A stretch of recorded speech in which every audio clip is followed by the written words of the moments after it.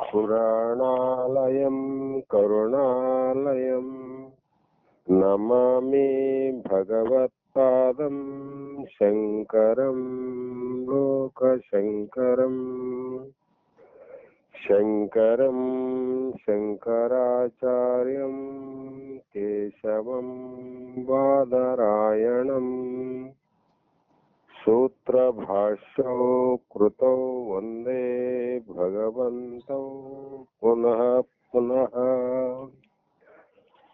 श्री सद्गुरु जगदादि जगद्गुरु ಸಿದ್ಧಾರೂಢ ಮಹಾಸ್ವಾಮಿಗಳ ಶ್ರೀಪಾದಕ್ಕೂ ಆರೂಢ ಜ್ಯೋತಿ ಶಿವಪುತ್ರ ಮಹಾಸ್ವಾಮಿಗಳ ಗುರು ಪರಂಪರೆಯ ಸರ್ವ ಸದ್ಗುರುಗಳ ಶ್ರೀಪಾದಕ್ಕೂ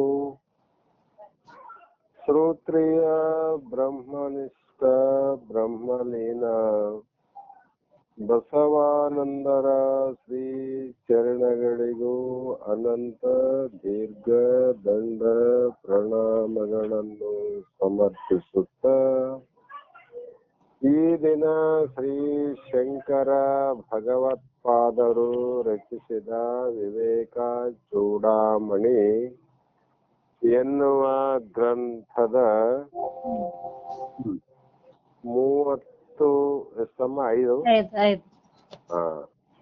35ನೆಯ ಸೂತ್ರ ಇಂದಿನ ಆಧಾರದ ವಿಷಯವಾಗಿದ್ದು, ನಿನ್ನೆ ದಿನ ಹಿಂದೆ ಯಾವ ಶ್ರೋತ್ರಿಯನು ಪಾಪರಹಿತನು ಕಾಮವಿಲ್ಲದವನು ಬ್ರಹ್ಮವಿದರಲ್ಲಿ ಶ್ರೇಷ್ಠನು ಬ್ರಹ್ಮದಲ್ಲಿ ನೆಲೆಸಿರುವನು ಅಂಥ ಗುರುವಿಗೆ ಶರಣಾಗತಕ್ಕದ್ದು ಅಂತ ಹೇಳಿದ್ರು. ಮತ್ತು ಅಂಥ ಗುರುವನ್ನ ಭಕ್ತಿಯಿಂದ ಆರಾಧಿಸಿ ವಿಶ್ವಾಸ ವಿನಯದಿಂದ ಅವನನ್ನ ಪ್ರಸನ್ನಗೊಳಿಸಿ ಹೊಗಳಿ ಆತನ ಬಳಿ ಸಾರಿ ಶಿಷ್ಯನು ತಿಳಿಯಬೇಕೆಂದಿರುವುದನ್ನು ಆ ಗುರುವಿನನ್ನ ಕುರಿತು ಪ್ರಶ್ನಿಸಬೇಕು ಅಂತ ಹೇಳಿದ್ರು. ಈಗ ಸ್ವಾಮಿ ನಮಸ್ತೆ ನತಲೋಕ ಬಂಧೋ ಕಾರುಣ್ಯ ಸಿಂಧೋ ಪತಿತಂ ಭವಾಬ್ದ ಮಾಂ ಉದ್ಧಾರ್ ಆತ್ಮೀಯ ಕಟಾಕ್ಷ ಧಸ್ತ ಯಜ್ಞ ಅತಿ ಕಾರುಣ್ಯ ಸುಧಾದಿ ಇಷ್ಟ ಅಂತ ಈ ಶ್ಲೋಕದಲ್ಲಿ ಹೇಳ್ತಾರಮ್ಮ. ಅಂದರೆ ಸ್ವಾಮಿನ್ ನಮಸ್ತೆ ಅಂತ ಇಲ್ಲಿ ಪ್ರಾರಂಭವನ್ನ ಮಾಡಿದ್ರು. ಕಾರಣ ನತಲೋಕ ಬಂಧು, ಆ ಪರಮಾತ್ಮ ಭಗವಂತನ ಸ್ವರೂಪ ಸಾಕ್ಷಾತ್ಕಾರವಾದಂತ ಗುರುನಾಥ ಯಾರು ಆತನಿಗೆ ನಮಸ್ಕರಿಸುತ್ತಾರೋ ಆ ಜನರ ಬಂಧುವೇ ಗುರುನಾಥ. ಮತ್ತು ಕಾರುಣ್ಯ ಸಿಂಧು ಅಂದ್ರು. ಆತನಲ್ಲಿ ಕರುಣೆ ಎನ್ನುವಂಥದ್ದು, ಸಿಂಧು ಅಂದ್ರೆ ಸಮುದ್ರ ಅಂತ. ಸಮುದ್ರದಲ್ಲಿ ಅಳತೆ ಮಾಡಲಿಕ್ಕೆ ಅಸಾಧ್ಯವಾದ ನೀರು ಹೇಗಿದೆಯೋ ಅದೇ ಪ್ರಕಾರ ಅಷ್ಟು ಕರುಣಾಮೂರ್ತಿಯಾಗಿ ಇರುವಂತವನು ಆ ಗುರುನಾಥ. ಅಂಥ ಗುರುನಾಥನನ್ನ ಸ್ವಾಮಿನ್ ಅಂದ್ರೆ ಹೇ ಸ್ವಾಮಿಯೇ, ತೇ ಅಂದ್ರೆ ನಿನಗೆ, ನಮಃ ಅಂದ್ರೆ ನನ್ನ ನಮಸ್ಕಾರ. ಯಾಕೆಂದ್ರೆ ಭವಾಬ್ದೋ ಅಂದ್ರೆ ಈ ಸಂಸಾರ ಅನ್ನುವಂಥದ್ದು ಸಾಗರವಿದ್ದಂತೆ, ಸಮುದ್ರ ನೀರು ಇದ್ದಂತೆ, ಸಮುದ್ರದಲ್ಲಿ ಏಳುವ ತೆರೆಗಳು ಅಲೆಗಳಿದ್ದಂತೆ. ಯಾವಾಗಲೂ ಒಂದು ತೆರೆ ಏತು ಅಂದ್ರೆ ಮತ್ತೆ ಇನ್ನೊಂದು ತೆರೆ ಹುಟ್ಟುತ್ತದೆ. ಒಂದು ಮುಳುಗಿತು ಅನ್ನುವುದರೊಳಗಾಗಿ ಮತ್ತೊಂದು ತೆರೆ ಹುಟ್ಟುತ್ತದೆ. ಅದೇ ಪ್ರಕಾರ ಸಂಸಾರ ಅನ್ನುವಂಥದ್ದು ಹೇಗಿದೆ ಅಂದ್ರೆ, ಒಂದು ದುಃಖ ನಿವೃತ್ತಿ ಆಯಿತು ಅಂತ ಸುಖವಾಗಿ ಇರಬಹುದು ಅನ್ನೋದ್ರೊಳಗಾಗಿ ಇನ್ನೊಂದು ದುಃಖ ಅಥವಾ ತಾಪ ಅನ್ನುವಂಥದ್ದು ಹುಟ್ಟುತ್ತದ. ಆ ಕಾರಣ ಪತಿತಂ ಅಂದ್ರೆ ನಾನು ಸಂಸಾರ ಎಂಬ ಸಾಗರದಲ್ಲಿ ಬಿದ್ದಿದ್ದೇನೆ, ಇಂಥ ಬಿದ್ದಿರುವ ನನ್ನನ್ನು ಏನು ಮಾಡು ಅಂದ್ರೆ ಸರಳವಾದ ಅತಿ ಕಾರುಣ್ಯ ಅಂದ್ರೆ ಕರುಣಾ ಅಮೃತವನ್ನ ಹಂಚುವಂತ ಆತ್ಮೀಯ ಕಟಾಕ್ಷ ದೃಷ್ಟ ಅಂದ್ರೆ ನಿನಗೆ ನಿನ್ನ ಕಟಾಕ್ಷದಿಂದ, ನಿನ್ನ ನೇತ್ರದ ಕುಡಿನೋಟದಿಂದ ನನ್ನನ್ನ ಉದ್ಧರಿಸು ಅಂತ ಇಲ್ಲಿ ಕೇಳತ್ತಲ್ಲಮ್ಮ. ಯಾಕೆಂದ್ರೆ ಇದು ಸಂಸಾರ ಅನ್ನುವಂಥದ್ದು ಸಾಗರ. ಆ ಕಾರಣಕ್ಕಾಗಿ ಶಂಕರರು ತಮ್ಮ ಅನುಭವದಲ್ಲಿ ಹೇಳ್ತಕ್ಕಂತ ವಿಚಾರ ಏನು ಅಂದ್ರೆ, ಅಂಥ ಗಾಢವಾದ ಭಕ್ತಿಯಿಂದ ಗುರುವಿನಲ್ಲಿ ಬೆಳೆಸಾಗಿದಾಗ ಆತನಲ್ಲಿ ಶ್ರೀ ಶಂಕರರ ಕವಿತಾ ಅಭಿಪ್ರಾಯದಂತೆ ತತ್ವ ಬೋಧನೆಯ ಪ್ರವೃತ್ತಿಯನ್ನು ಮುಗಿಸಿದೆ. ಶ್ರೀ ಶಂಕರರ ಉಪನಿಷತ್ ವಾಕ್ಯಗಳಲ್ಲಿ ಆಗಾಗ ಅದಮ್ಯ ಕವಿತಾ ಪ್ರತಿಯ ಮಿಂಚಿನಂತೆ ಹೊಳೆದು ಮಾಯವಾಗುತ್ತದೆ. ಈ ರೀತಿ ಅಂಥ ಸನ್ನಿವೇಶಗಳಲ್ಲಿ ಸಾಮಾನ್ಯ ಜನರಿಗೆ ನಿಲುಕದೆ ಇರುವಂತ ಆ ಕವಿತೆಯಲ್ಲಿ ನಿಜವಾದ ತತ್ವ ಬೋಧನೆಯನ್ನ ಲಹರಿ ಮುಖಾಂತರ ಉಪದೇಶವನ್ನ ಮಾಡಿದಂತ ಮಹಾತ್ಮರು ಶಂಕರರು. ಹೀಗೆ ಈ ಜ್ಞಾನಾರ್ಥಿಯಾದ ಶಿಷ್ಯನು ತನ್ನ ಗುರುವಿಗೆ ಮಾಡಿರುವ ಪ್ರಾರ್ಥನೆ ಯಾವ ಅರ್ಥವಂದ್ರೆ, ವಿದ್ಯಾರ್ಥಿ ಬೇರೆ, ಜ್ಞಾನಾರ್ಥಿ ಬೇರೆ. ವಿದ್ಯಾರ್ಥಿ ಲೋಕದ ವಿದ್ಯೆಯನ್ನ ಅಪೇಕ್ಷಿಸಿ ಬರುವವರು ವಿದ್ಯಾರ್ಥಿ. ಇದಕ್ಕ ಭ್ರಮೆ ವಿದ್ಯೆ ಅಂತಾರ. ಬ್ರಹ್ಮ ವಿದ್ಯೆಯನ್ನ ಪಡೆಯಬೇಕು ಅನ್ನುವಂತ ಶಿಷ್ಯನು ಗುರುವಿಗೆ ಪ್ರಾರ್ಥನೆಯ ಮಾಡಬೇಕಂದ್ರು. ಪ್ರಾರ್ಥನೆ ಎಂದರೆ ನಾವು ಏನೋ ಇಲ್ಲದನ್ನ ಕೊಡು ಗುರುನಾಥ ಅಂತ ಯಾಚನೆ ಮಾಡುವುದಲ್ಲ. ನಿಜವಾಗಿ ನಾನು ಆರು ಅನ್ನುವಂಥದ್ದನ್ನ ವಿಚಾರ ಮಾಡುವುದೇ ಯಾಚನೆ. ಬೇರೆ ಇಲ್ಲಿ ಕೆಲಸ ಕೊಡೋದಿಲ್ಲ.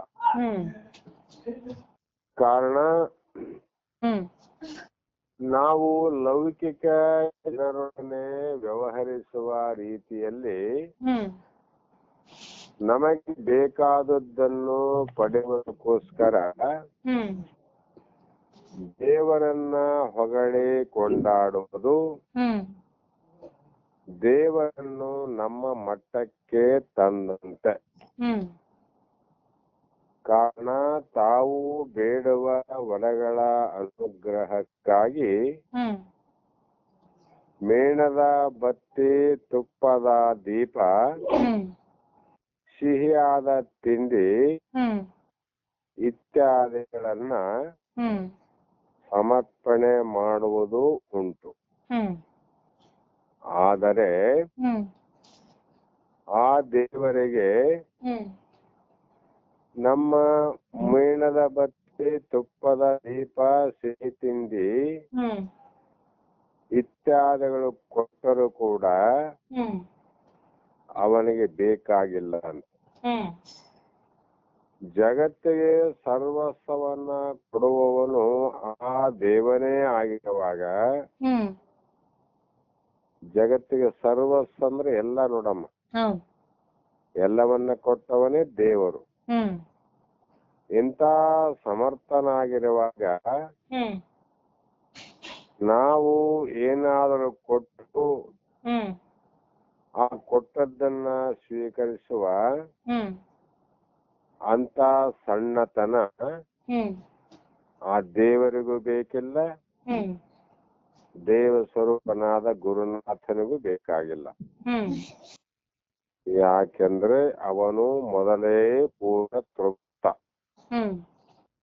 ಅವನು ಪೂರ್ಣ ಸಂತೋಷವಾಗಿ, ಶಾಂತವಾಗಿ, ಆನಂದವಾಗಿ ಇರುವಂತವನೇ ವಿನಃ ಆ ಗುರು ಎಂದು ಅತೃಪ್ತನಲ್ಲ. ಅವನಿಗೆ ಅತೃಪ್ತನಾಗಿದ್ದಂದ್ರೆ ಇನ್ನು ಸಾಧನೆಯಲ್ಲಿ ಹೋಗುವ ಗುರು ಅಂತ ಹೇಳಬೇಕೆ ವಿನಃ ಸಾಧ್ಯತೆಯನ್ನ ಸಾಧಿಸದಂತ ಗುರುವಲ್ಲ. ಹಾಗಾದರೆ ಜಗತ್ತಿನ ಎಲ್ಲಾ ಧರ್ಮಗಳಲ್ಲೂ ಎಲ್ಲಾ ಕಾಲ ದೇಶಗಳಲ್ಲೂ ಪ್ರಾರ್ಥನೆ, ಜಗತ್ತಿನಿಂದ ಪ್ರಾರ್ಥನೆ ಮಾಡ್ತಾ ಬಂದದಮ್ಮ. ಈ ಕಾಲದ ಹಿಂದಿನ ಕಾಲ, ಈ ವರ್ತಮಾನ ಕಾಲ, ಮತ್ತ ಕಾಣಿಕೆಗಳ ಸಮರ್ಪಣೆಗಳಿಂದ ಭಕ್ತನು ಭಗವಂತನನ್ನ ಮೊರೆ ಹೋಗಬೇಕು ಎಂದು ಹೇಳಿದ ಮಾತು ಸತ್ಯ. ಆದರೆ ಅದರ ಅರ್ಥವೇನು ಅಂತ ವಿಚಾರ ಮಾಡಿದ್ದಾದರೆ ಪರಮಾತ್ಮನನ್ನು ನಾವು ಕ್ರಿಯೆ ಮಾಡಬಹುದೆಂದು ಯಾವ ಮತ ಧರ್ಮವು ಹೇಳುವುದಿಲ್ಲ. ನಮ್ಮ ಲೌಕಿಕ ವ್ಯವಹಾರದಲ್ಲಿ ಪಾಲುದಾರನಾಗಿರಬೇಕೆಂದು ಪರಮಾರ್ಥನನ್ನು ಪ್ರಾರ್ಥಿಸಲು ಯಾವ ಗುರು ಹೇಳುವುದಿಲ್ಲ. ನಮ್ಮ ಲೌಕಿಕ ವ್ಯವಹಾರ ಅವಲಂಬ, ಗುರುವೇ ನನಗೆ ಇದಾದ್ರೆ ಚೆನ್ನಾಗಿತ್ತು, ಅದಾದ್ರೆ ಚೆನ್ನಾಗಿತ್ತು, ಅದು ಆದ್ರೆ ಚೆನ್ನಾಗಿತ್ತು, ಇದು ಆಗ್ಬೇಕಾಗಿತ್ತು ಅನ್ನುವಂತ ವಿಚಾರ ಲೌಕಿಕ ವ್ಯವಹಾರ. ಈ ಲೌಕಿಕ ವ್ಯವಹಾರದಲ್ಲಿ ಆತನನ್ನ ಪ್ರಾರ್ಥಿಸುವುದು ಸಮಂಜಸವಾದ ಅಲ್ಲ. ಆದರೆ ಪರಮಾತ್ಮನನ್ನು ಅತ್ಯಂತ ಪ್ರೇಮ ಭಾವದಿಂದ ಪ್ರಾರ್ಥಿಸಿ, ಅನನ್ಯ ಭಕ್ತಿಯಿಂದ ಪರಮಾತ್ಮನನ್ನ ಪ್ರಾರ್ಥಿಸಿ, ಅಂಥ ಪರಮಾತ್ಮನಿಗೆ ಭಕ್ತಿಯಿಂದ ನಮ್ಮನ್ನು ನಾವು ಸಮರ್ಪಿಸಿಕೊಳ್ಳಬೇಕು. ಇದು ಯಾವ ಸ್ವಾರ್ಥ ಲೌಕಿಕ ಫಲಕ್ಕಾಗಿಯೂ ಅಲ್ಲ. ಕಾರಣ ಈ ರೀತಿ ಮಾಡುವುದರಿಂದ ನಮ್ಮಲ್ಲಿ ಇರುವ ದೋಷಗಳು ನಿರ್ಮೂಲವಾಗಿ ತನ್ನ ಸಾತ್ವಿಕ ಗುಣಗಳು ವೃದ್ಧಿಯಾಗಲೆಂದು. ಯಾವ ಗುಣವ? ತಮೋಗುಣ, ರಜಗುಣ ಬಗ್ಗು ಬೆಳೆದು ಸಾತ್ವಿಕ ಗುಣ ಹೆಚ್ಚಾಗಲಿ ಎಂದು ನಾವು ಪರಿಶುದ್ಧವಾಗಿ ಪರಮಾತ್ಮನ ಸಾಮೀಪ್ಯವನ್ನು ಪಡೆಯಲೆಂದು. ಈ ಭಾವನೆಯಲ್ಲಿ ನಡೆದಿದ್ದಾದರೆ ಯಾರಿಗೂ ಯಾವ ರೀತಿ ಅಪರಾಧವೂ ಇಲ್ಲ. ಇದು ಪ್ರೇಮ ಭಾವದಿಂದ ಭಕ್ತನು ಭಗವಂತನ ಎದುರಿನಲ್ಲಿ ಮಣಿದಾಗ ಅವನ ಅಹಂಕಾರಾದಿಗಳು ತಾವಾಗಿ ಮಣ್ಣು ಪಾಲಾಗುವವು. ಇದರಿಂದ ಏನಾಗ್ತದಮ್ಮಂದ್ರೆ ಅಹಂಕಾರಾದಿಗಳು ತಾವಾಗಿ ಮಣ್ಣು ಪಾಲಾಗುವು. ಅದಕ್ಕೋಸ್ಕರವಾಗಿ ಅವನಲ್ಲಿದ್ದ ತಪ್ಪು ಭಾವನೆಗಳು, ಅಪಮೌಲ್ಯಗಳು, ರಾಗದ್ವೇಷಾದಿಗಳು ಉದುರಿ ಅವನ ಮನಸ್ಸು ಶುದ್ಧವಾಗುವುದು, ಅಂತಃಕರಣವು ಪವಿತ್ರವಾಗುವುದು. ಇದರಿಂದ ಅವನ ಮನಸ್ಸಿನ ರಾಗ ದ್ವೇಷಾದಿಗಳು ಮತ್ತು ಬಾಹ್ಯ ವಿಷಯ ಶಕ್ತಿಗಳಿಗೆ ನಮ್ಮನ್ನು ಪ್ರಾಣಿಗಳ ಮಟ್ಟಕ್ಕೆ ಇಳಿಸಿ ನಮ್ಮ ನಿಜವಾದ ಚೈತನ್ಯ ಸ್ವರೂಪವನ್ನ ನಮ್ಮಿಂದ ಮರೆ ಮಾಡಿರುವುದು. ಯಾವ್ದಮ್ಮ? ರಾಗದ್ವೇಷಾದಿಗಳು, ಮನಸ್ಸು ಮತ್ತ ಅದು ಮಲಿನವಾದಾಗ, ಅಂತಃಕರಣ ಮಲಿನವಾದಾಗ ನಮ್ಮ ಸ್ವರೂಪವನ್ನ ನಮ್ಮಿಂದ ಮರೆ ಮಾಚಿದೆ. ಈ ಭಗವಂತನಲ್ಲಿ ನಮ್ಮ ಅಹಂಕಾರಾದಿಗಳ ಸಂಪೂರ್ಣ ಸಮರ್ಪಣೆಯು ನಮ್ಮ ನಿಜ ಸ್ವರೂಪವನ್ನ ಅನಾವರಣ ಮಾಡುವ ಒಂದು ಸುಂದರವಾದ ವಿಧಾನ. ಇದರಿಂದ ನಮ್ಮ ನಿಜ ಸ್ವರೂಪದ ಅವಬೋಧೆಯು ನಮ್ಮಲ್ಲಿ ಎಷ್ಟರ ಮಟ್ಟಿಗೆ ಉಂಟಾಗುವುದೋ ಅಷ್ಟರ ಮಟ್ಟಿಗೆ ನಾವು ಸಮಾಧಾನ ಸ್ಥಿತಿಯಿಂದ ಬಾಳಿನ ಸಮಸ್ಯೆಗಳನ್ನ ಎದುರಿಸಲು ಸಮರ್ಥರಾಗುತ್ತೇವೆ. ಜಗತ್ತಿನಲ್ಲಿ ಒಂದು ಸಲ ಲೌಕಿಕ ಜನರ ವಿಚಾರವನ್ನ ನೋಡಿದಾಗ ಎಂತೆಂತ ಸಣ್ಣ ಸಣ್ಣ ವಿಷಯಗಳಿಗೆ, ಸಣ್ಣ ಸಣ್ಣ ಕಷ್ಟಗಳಿಗೆ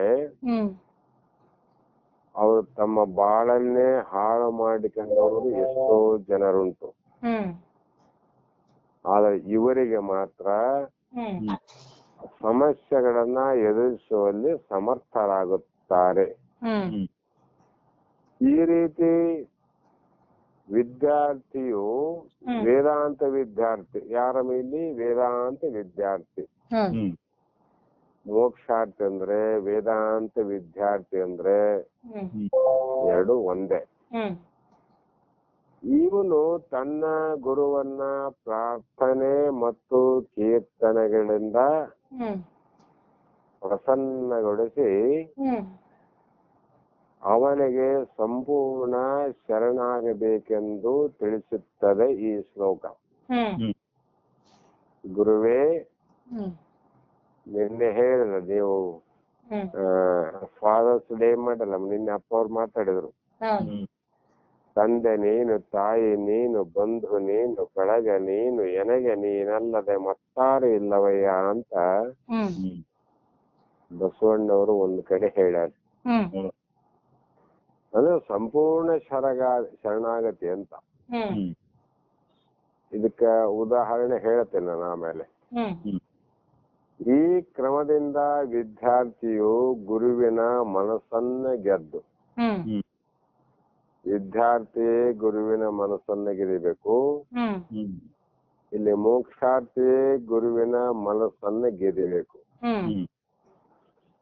ಯಾವುದಕ್ಕೆ ಒಲಿತನಮ ಗುರು ಅಂದ್ರೆ ಶರಣೆಂಬುದಲ್ಲದೆ ಕೊರತೆ ಏನುಂಟು ಅಂತ ಮೈತ್ರಾದೇವಿ ಯಜ್ಞವಲ್ಕ ಮಹರ್ಷಿಗಳಿಗೆ ನಾನು ನಿನಗೆ ಏನನ್ನ ಕೊಡಲಿಕ್ಕೆ ಅಥವಾ ನಿನಗೆ ಕೊಡುವಂತ ವಸ್ತು ನನ್ನ ಬಳಿ ಯಾವೂ ಇಲ್ಲ. ಆ ಕಾರಣದಿಂದ ಹ್ಮ್ ನೀ ಕೊಟ್ಟಂತ ಜ್ಞಾನಕ್ಕ ಹ್ಮ್ ಪ್ರತ್ಯುಪಕಾರವಾಗಿ ಏನನ್ನಾದರೂ ಕೊಡಬಹುದು ಅಂತಂದ್ರೆ ಹ್ಮ್ ಅಂತ ಶ್ರೇಷ್ಠವಾದ ವಸ್ತು ನನ್ನಲ್ಲಿ ಯಾವಿಲ್ಲ. ಹ್ಮ್ ನೀನು ಪೂರ್ಣ ಆನಂದದಿಂದ ಪರಮಾತ್ಮ ಸ್ವರೂಪಿ ನೀನು. ಹ್ಮ್ ಆದ ಆನಂದದಿಂದ ಕೂಡಿದವಳು ನಾನು. ಹ್ಮ್ ನೀನು ಪೂರ್ಣವನ್ನ ನಾನು ನೀಡಿದಾಗ ಅಪೂರ್ಣವನ್ನ ಕೊಟ್ಟರೆ ಹ್ಮ್ ಅದು ಸಮವಾಗುವುದಿಲ್ಲ.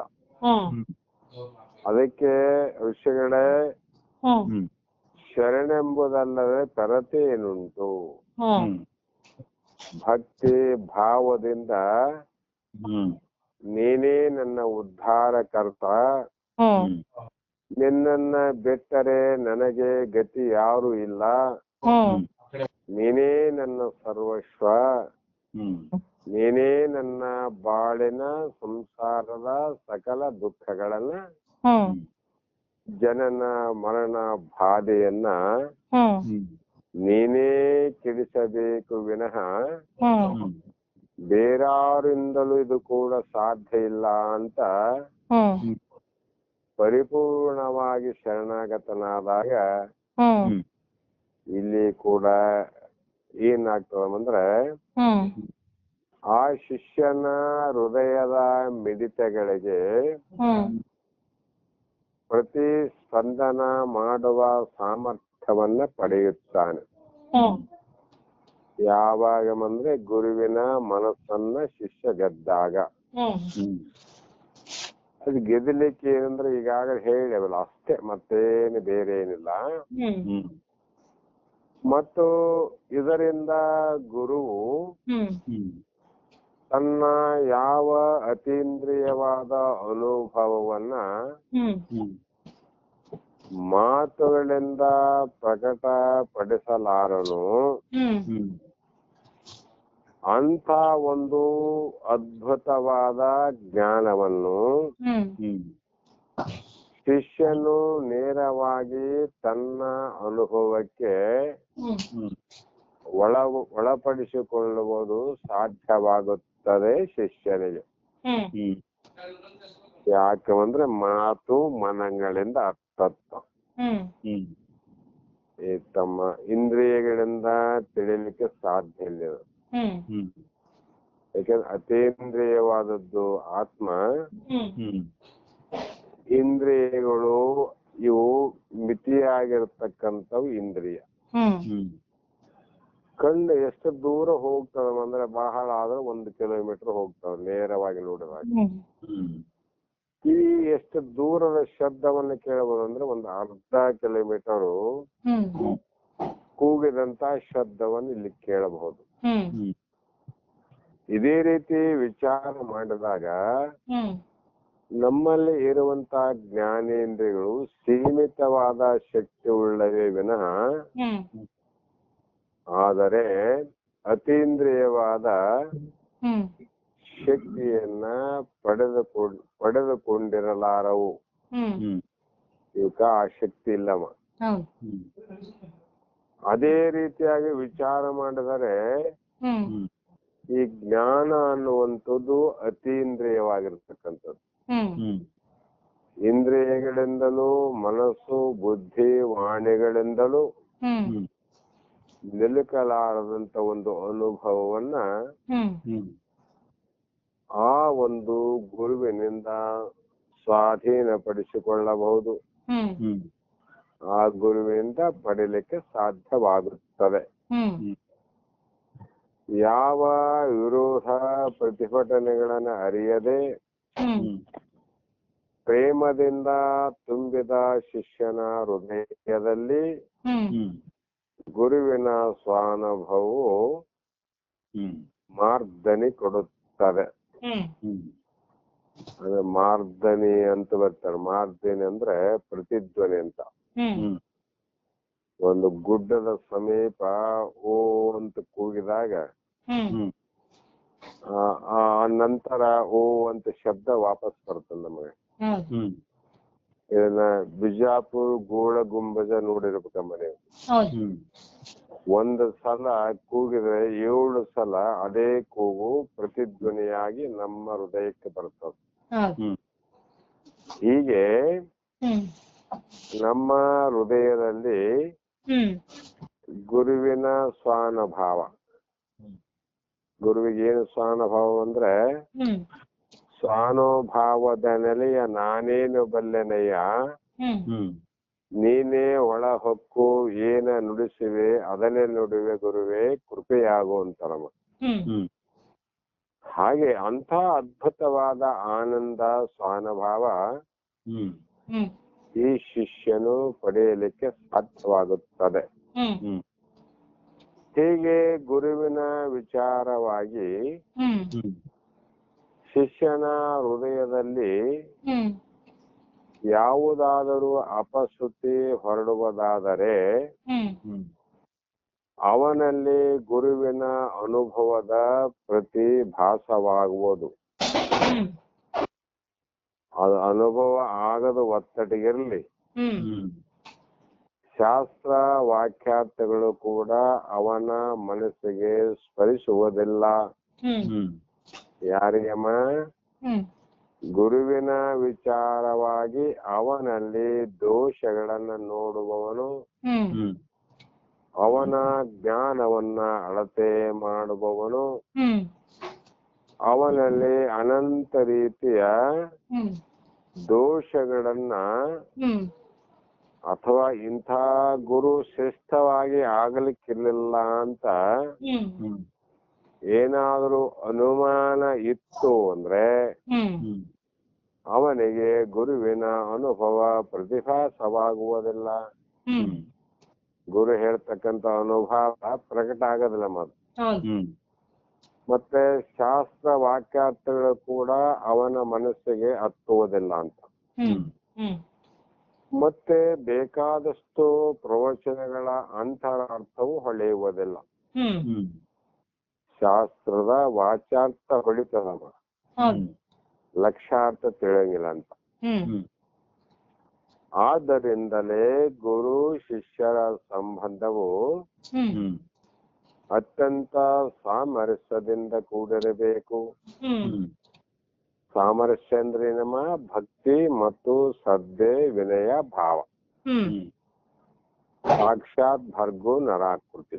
ಹ್ಮ್ ಇವರು ಏನೋ ಮಹಾತ್ಮರು ಹಿಂದಿನ ಜನ್ಮದಿಂದ ಹ್ಮ್ ಈ ಜನ್ಮದಲ್ಲಿ ಮಾನವ ದೇಹವನ್ನು ತೊಟ್ಟು ಹ್ಮ್ ಹ್ಮ್ ಜಗತ್ತನ್ನೇ ಉದ್ಧಾರ ಮಾಡೋದಕ್ಕೋಸ್ಕರವಾಗಿ ಹ್ಮ್ ತಮ್ಮ ಆಯುಷ್ಯವನ್ನ ಹ್ಮ್ ಅದಕ್ಕಾಗಿ ತೆಗೆದಿಟ್ಟು ಹ್ಮ್ ಲೋಕದಲ್ಲಿ ಹ್ಮ್ ಯಾರಾದ್ರೂ ಇದ್ದದ್ದಾದರೆ ಹ್ಮ್ ಅವರೇ ಸದ್ಗುರುಗಳು ಅಂತ ಒಪ್ಪಬೇಕು. ಹ್ಮ್ ಆದ್ದರಿಂದ ಹ್ಮ್ ಅವರ ಸಂಬಂಧದಲ್ಲಿ ವಿರಸದ ಸುಳಿವು. ಹ್ಮ್ ಯಾವುದೇ ಗುರು ಶಿಷ್ಯರಲ್ಲಿ ಯಾವುದೇ ವಿರಸ ಅಂದ್ರೆ ವೈರತ್ವ, ಹ್ಮ್ ಹ್ಮ್ ಯಾವುದಕ್ಕೂ ಬೇಸರ ಆಗಬಾರದಂತ. ಹ್ಮ್ ಹ್ಮ್ ಗುರುವಿನ ಮಾತಿಗೆ ಶಿಷ್ಯರಲ್ಲಿ ಬೇಸರ ಆಗಬಾರದು, ಹ್ಮ್ ಹ್ಮ್ ಶಿಷ್ಯರ ಮಾತಿನಿಂದ ಗುರುವಿಗೆ ನೋವಾಗಬಾರದು. ಹ್ಮ್ ಇದೇ ಸಾಮರಸ್ಯ. ಹ್ಮ್ ಇದನ್ನ ಬಿಟ್ರೆ ಬೇರೆ ಏನಿಲ್ಲವೇ ಇಲ್ಲ ಅಲ್ಲಿ. ಹೌದು. ಈ ರೀತಿಯಾಗಿ ಹ್ಮ್ ಹ್ಮ್ ಶಿಷ್ಯನಲ್ಲಿ ಜ್ಞಾನ ಉತ್ಪತ್ತಿಯು ನಂದಿ ಹೋಗುವುದು. ಹ್ಮ್ ವಿರಸ ಬಂತು ಅಂದ್ರೆ ಇದ್ದಂತ ಜ್ಞಾನ ನಾಶವಾಗಿ ಹೋಗುವುದು. ಹ್ಮ್ ಅದಕ್ಕೋಸ್ಕರವಾಗಿಯೇ ಹ್ಮ್ ಹ್ಮ್ ಗುರುವಿಗೆ ಪೂರ್ಣ ಶರಣು ಹೋಗಿ ಹ್ಮ್ ಗುರುಗಳಿಗೆ ಪೂರ್ಣ ಶರಣಾಗತನಾಗದ್ರಿ.